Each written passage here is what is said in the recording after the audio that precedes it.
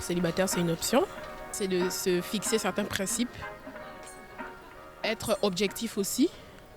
Parce que quand tu es seul, je pense bien que tu sais vraiment où réaliser tes rêves et atteindre ton but.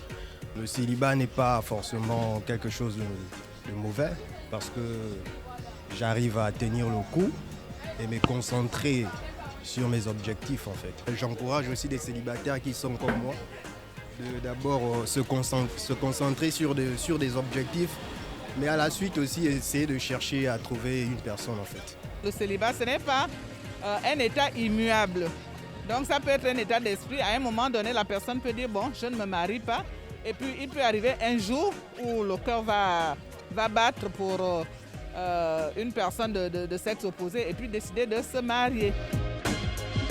D'origine chinoise où le chiffre 1 représente l'individualité, le jour des célibataires a été créé dans les années 90 par un petit groupe d'étudiants qui voyaient un signe dans cette date du 11 novembre.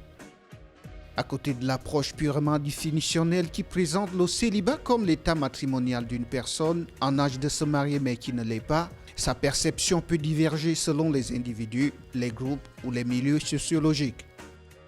Au Gabon, les données statistiques qui s'appuient sur le dernier recensement montrent que la proportion des personnes non mariées est très importante.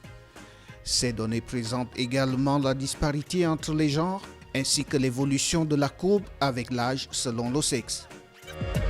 Les données du dernier recensement montrent qu'au Gabon, parmi la population âgée de 12 ans et plus, 1/5 était marié, 1/5 vivant en union consensuelle et un peu plus de 2/5 étaient célibataires. C'est dire par là, au regard effectivement de ces données, que la proportion de personnes célibataires, donc sans être mariées, est très importante au Gabon. Si pour certains le célibat est un choix de vie qu'ils assument, pour d'autres au contraire, c'est un statut difficile à assumer, un mal-être très souvent dû à plusieurs facteurs. Les trajectoires amoureuses au Gabon se compliquent avec le déclin des lieux de rencontre. Bon, vous convenez avec moi que ces lieux n'existent plus et dans le cas du Gabon, les études de mariage que j'ai citées tout à l'heure sont en déclin. Donc ce qui fait que hommes et femmes entreprennent tout seul la quête de l'autre, donc la recherche de l'autre. Donc cette quête-là est rendue complexe avec la modernité. Donc l'idée de couple contemporain a pris le dessus dans les rencontres amoureuses.